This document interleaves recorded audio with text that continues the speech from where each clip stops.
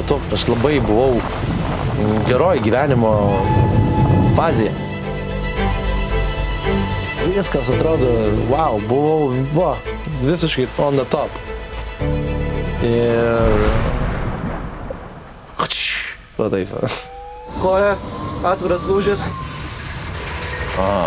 Nebus dabar taip lengva, tikrai neišsisuksiu su šita trauma. Jo, daktaras, sakau, kokie rezultatai, visi klinksi galvas, sako, negerai. Ir aš turėjau 24 valandas priimti sprendimą. Ir ta diena, kai sužinau, kad tikrai nebeturėsiu kojas.